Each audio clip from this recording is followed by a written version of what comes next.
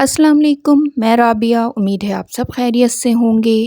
آج ہماری ویڈیو کا عنوان ہے رشتوں کی تذکیر و تانیث۔ جیسے کہ آپ جانتے ہیں وہ اسم یا الفاظ جو نر کو ظاہر کرنے کے لیے استعمال کیے جائیں مذکر کہلاتے ہیں، بالکل اسی طرح وہ اسم یا الفاظ جو مادہ کو ظاہر کرنے کے لیے استعمال کیے جائیں مؤنث کہلاتے ہیں۔ تو شروع کرتے ہیں اپنی ویڈیو۔ عورت، مرد، ماں، باپ، امی، ابو، اماں، ابا، نانی، نانا، دادی، دادا، بیٹی، بیٹا، بہن، بھائی، بہو، بیٹا، بیٹی، داماد، نواسی، نواسا، پوتی، پوتا، بھتیجی، بھتیجا، بھانجی، بھانجا، سالی، سالہ، خالہ، خالو، پھوپھی، پھوپھا، تائی، تایا،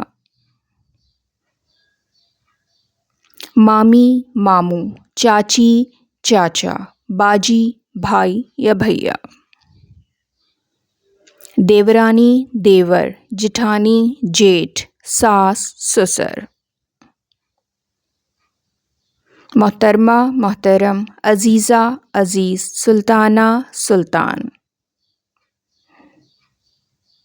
بڑھیا، بوڑھا، ملکہ، بادشاہ، مالن، مالی، گوالن، گوالا، درزن، درزی، ملانی، مولوی،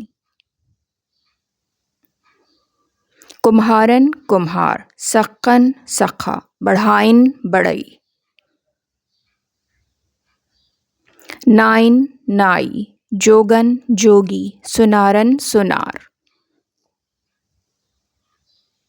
قصائن، خسائی، لوہارن، لوہار، تیلن، تیلی،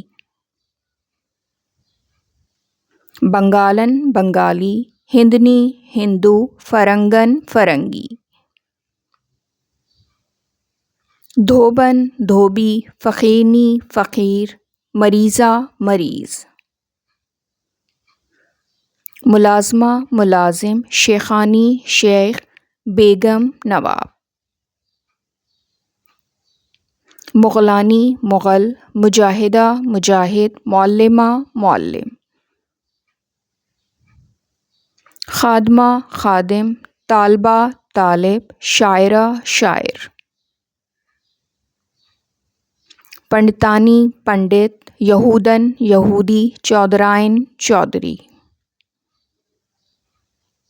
سمدھن، سمدھی، استانی، استاد، والدہ، والد،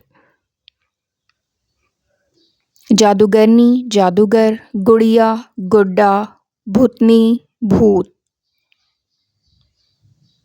بھنگن، بھنگی، گوین، گویا، طبیبہ، طبیب،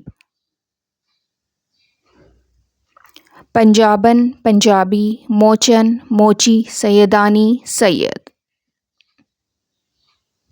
آج کے لیے اتنا ہی۔ میری نیکسٹ ویڈیو تک اپنا بہت خیال رکھیے گا۔ پھر ملتے ہیں۔ اللہ حافظ۔